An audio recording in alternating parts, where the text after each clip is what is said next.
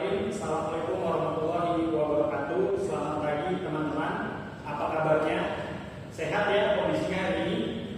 Ya, semoga teman-teman dalam kondisi sehat walafiat dan sudah pada sarapan tentunya ya. Pada pagi hari ini 5 Juli 2025 hari Sabtu, saya ingin mengulas materi perkuliahan kita minggu lalu, yaitu mengenai partai politik, dampaknya terhadap kualitas demokrasi di negara kita Indonesia. Sebagaimana mata kuliah pada hari ini adalah mengenai teori demokrasi, di mana demokrasi sangat dipengaruhi kondisinya oleh peredaran partai politik. Kita tahu bahwa partai politik adalah sebuah institusi yang memang sebagaimana layaknya ada di sebuah negara-negara demokrasi. Partai politik adalah sebuah perangkat yang memungkinkan untuk menjadi wakil aspirasi dari masyarakat untuk menyuarakan kepentingan mereka dan menjadi jembatan antara pemerintah dalam sebuah tata kelola negara dengan prinsip demokrasi. Nah, cuman yang menjadi persoalan adalah bagaimana institusionalisasi partai politik ini mengalami problematika dalam prakteknya di Indonesia. Partai politik seringkali tersandra oleh oligarki dan segelintir elit politik yang kebanyakan justru tidak menyuarakan aspirasi kepentingan masyarakat, sehingga ini menjadi sebuah persoalan dalam berbagai partai politik dalam prakteknya di Indonesia. Nah, dalam konteks itu, saya ingin meminta kepada teman-teman sekalian yang hadir pada pagi hari ini untuk mengungkapkan pendapat bagaimana problematika institusionalisasi partai politik yang ada di Indonesia ini menjadi sebuah persoalan tersendiri dalam mempengaruhi kualitas demokrasi. Teman-teman melihat bagaimana ini kemudian berbagai partai politik kita bisa menyebabkan kualitas demokrasi di negara kita menjadi rendah. Ini ditunjukkan dengan kualitas partai ID atau identitas partai politik yang cukup rendah di negara kita. Silakan teman-teman yang mau menanggapi apa sih faktor pengaruh rendahnya institusionalisasi politik di negara kita. Silakan teman-teman, ada yang berpendapat. Mas Faidah mungkin, silakan.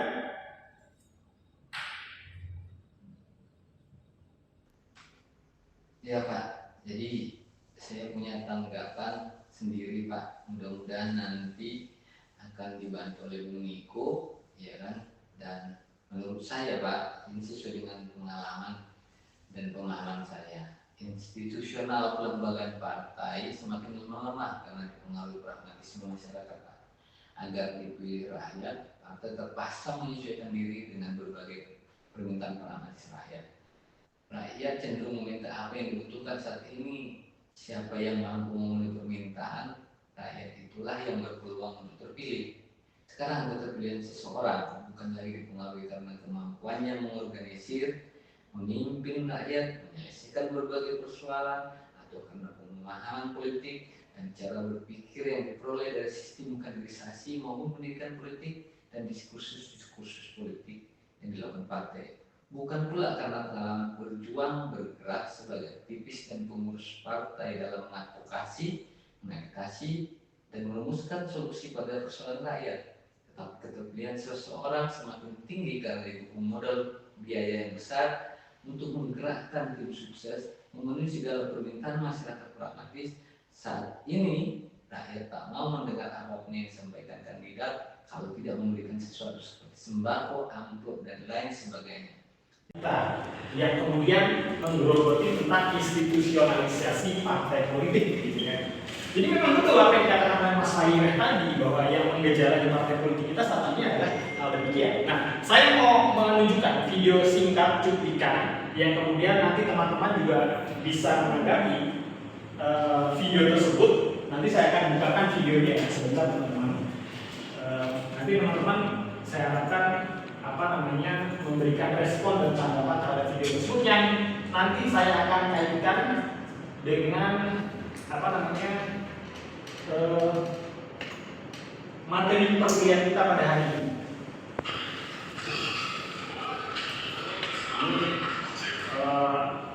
Sebentar, saya mau buka dulu. Ini sebetulnya video ini sudah saya download. Nah, ini videonya sebentar. Di menit. Nah, di sini ya. Di sini ada video singkat tentang pelaksanaan demokrasi yang baik. Ya, jadi nanti saya coba kaitkan dengan materi kita pada kuliah hari ini dengan mata kuliah sebelumnya, yaitu tentang partai politik. Video ini silakan dicermati dengan baik. Ini tentang syarat pelaksanaan demokrasi yang baik ya.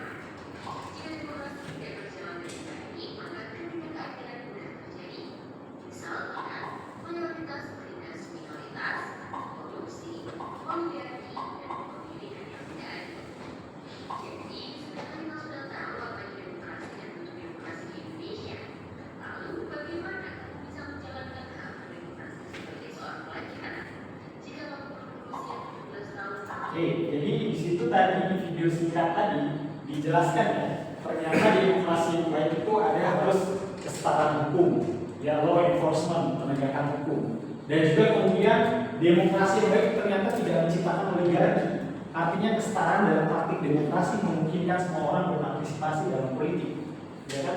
Tapi pada kenyataannya sekarang ada problematika. Nah inilah yang kemudian saya akan tarik dengan perkuliahan kita pada hari ini, yaitu tentang masa depan demokrasi. Yaitu apa saja kendala-kendala yang ditemukan dalam demokrasi pada saat ini, gitu kan? Nah ini adalah tantangan demokrasi yang lain, gitu ya. Katanya demokrasi yang lain itu demokrasi yang tidak berkembang dengan cara kondusif. Jadi kalau menurut pendapatnya Dorothy Pickles dan Tan Sjo menegaskan tidak ada demokrasi sempurna. Demokrasi sering menimbulkan kekecewaan karena konteks dan kondisi yang berbeda. Jelas. Demokrasi di setiap negara, Barat, Asia, Eropa itu memiliki karakteristik yang berbeda-beda. Karena demokrasi tumbuh dari akar budaya yang berbeda. Tapi kemudian bagaimana kita mensikapi demokrasi yang ada di negara kita dengan baik, sesuai dengan kultur kita, gitu ya.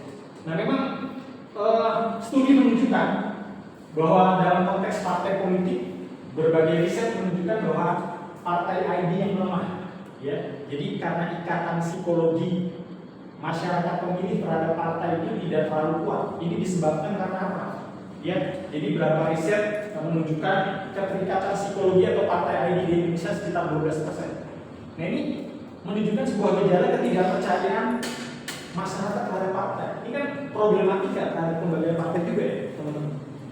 Dan kemudian juga partai belum mampu menjadi jembatan antara aspirasi masyarakat dengan pemerintah. Bahkan partai cenderung juga bisa terbaca dengan oligarki, dengan kepentingan para pemodal dan seterusnya. Nah, ini menurut teman-teman hal ini kenapa bisa terjadi? Ada yang mau ditanya dari hal ini? Silakan. Ada yang mau bertanya? Mungkin saya. Oh, silakan Mbak Julia. Berarti kalau misalkan dengan yang sudah bapak sampaikan sebelumnya, pengelolaan institusionalisasi Ya, ya, oke. Jadi Mbak Julia bilang kemerosotan institusionalisasi partai itu apa ya? Jadi institusionalisasi partai itu lebih kepada konsep tentang kelembagaan partai politik. Nah, kelembagaan partai politik ini dia didukung oleh beberapa perangkat. Partai politik harus menjadi sebuah institusi modern, sebagaimana layaknya kita kalau melihat perusahaan, gitu ya. Bagi dia punya sistem manajemen, struktur, pengurusan, bahkan jangan lupakan fungsi-fungsi partai itu harus berjalan dengan baik. Salah satu yang terpenting adalah fungsi pendidikan politik misalnya. Apakah selama ini partai politik sudah menjalankan fungsinya dengan baik? Teman-teman merasakan nggak? Misalnya di sini ada yang anggota partai politik misalnya. Apakah selama ini partai politik sudah mengedepankan bagaimana peran dia mengedukasi masyarakat? Bukan hanya partai politik mendekati masyarakat ketika menjelang pemilu misalnya, hanya kepentingan elektoral gitu. Tapi tanggung jawab dia untuk kemudian masyarakat itu disadarkan, gue punya tanggung jawab juga dalam pembentukan arah kebijakan negara misalnya. Kan seperti itu. Ada yang bertambah. Nah ini sekarang buka pendapat lagi. Silakan. Silakan ada yang berpendapat tentang proses itu. Pak Nama. Silakan. Nah ini kelas interaktif ya teman-teman, jangan takut Nanti saya lanjut ya, Mbak Julia ya. Apa sih yang menyebabkan kemerosotan? Nah, salah satunya oligarki. Nanti kita bahas. Ada yang belum berapa tadi? Silakan, Mas Firman. Saya berpendapat tadi apa yang Bapak sampaikan bahwa Bapak menyampaikan partai politik dianggap tidak mampu memfasilitasi ataupun menjembatani aspirasi masyarakat. Saya berpendapat begini Pak, memang dalam sistem pemerintah, sistem politik kita bahwa dengan jumlah banyaknya partai bisa mempengaruhi karena di perwakilan dari partai itu kan pada akhirnya legislatif ya yang menjadi menjembatani aspirasi tadi. Kalau saya berpendapat memang faktor jumlah partai politik yang banyak karena di gedung wakil rakyat itu kan kolektif kolegial. Jadi apakah memang tadi tersandra kalau Bapak tersandra oleh oligarki? Kalau saya sih tidak dari situ. Karena jumlah partai politik yang banyak dan fraksi-fraksi itu kan tidak hanya satu fraksi dalam dewan bisa sampai 5 atau 6 bahkan sampai 7. Kira-kira begitu kalau saya. Menarik ya, jadi kata Mas Firman tadi ternyata tersandra oligarki itu dan juga kemudian praktik dari parlemen kita karena partai yang jumlahnya banyak majemuk itu juga mungkin tidak kompatibel dengan sistem presidensial kita. Itu menjadi pertimbangan juga ya. Yang kemudian akhirnya karena karakteristik dari partai itu kolektif kolegial, maka dia harus membangun kesetaraan tadi, pemahaman. Karena ada kepentingan-kepentingan juga yang dulu. Ini juga menjadi problematika yang menjadi tata kelola praktek parlemen itu kita. Yang sehingga kemudian ada beberapa pihak yang kemudian berpikir bahwa orang partai kalau tadinya ideal di lapangan ketika masuk parlemen sama aja tuh. Akhirnya kepentingan-kepentingan kita ya karena memang berperan kepentingan tadi dalam tubuh. Bukan hanya kepentingan masyarakat, tapi juga kepentingan partai yang harus diadvokasi. Karena kita punya simpatisan, punya anggota. Jadi yang terpenting adalah bagaimana mengelola partai politik ini supaya menjadi lebih efektif dan efisien. Maka kita tidak boleh melupakan tentang kelembagaan institusional. Nah, tadi menyambung pendapatnya Mbak Julia ya. Kenapa itu institusionalisasi partai politik bisa bisa menimbulkan problem? Nah, salah satunya ini adalah partai politik tersandra oleh oligarki. Nah, tulisannya kurang kelihatan ya, kurang besar. Nah, di sini dikatakan bahwa partai politik yang tersandra oligarki ini cenderung akan memunculkan kesenjangan sosial yang tajam, menciptakan stratified demokrasi. Kenapa?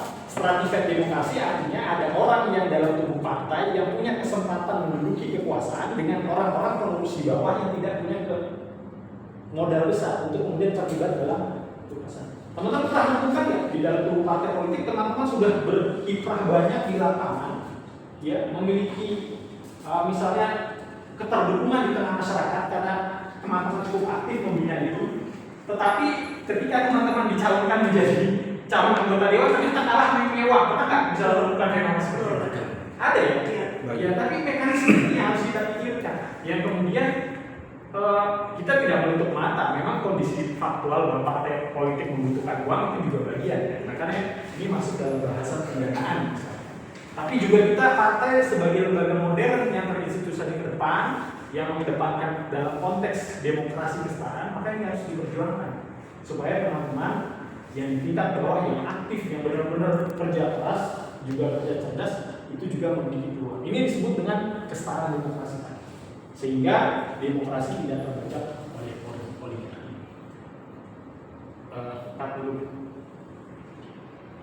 Oke, baik. Terima kasih. Tadi diskusinya cukup menarik ya dari teman-teman, pendapat dari Mbak Julia, Mbak Vini, Mas Firlen, sama Mas Fahire. Itu membuka ruang pemahaman kita terhadap demokrasi dan partai politik. Saya harap materi yang sudah saya sampaikan tadi memberikan pemahaman kita yang baik terhadap sistem demokrasi kita dan partai politik, terutama bagi saya pribadi dan teman-teman akademik.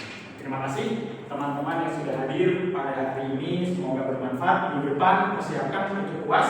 Saya ucapkan selamat siang. Wabillahi taufiq wal hidayah. Wassalamualaikum warahmatullahi wabarakatuh. Waalaikumsalam.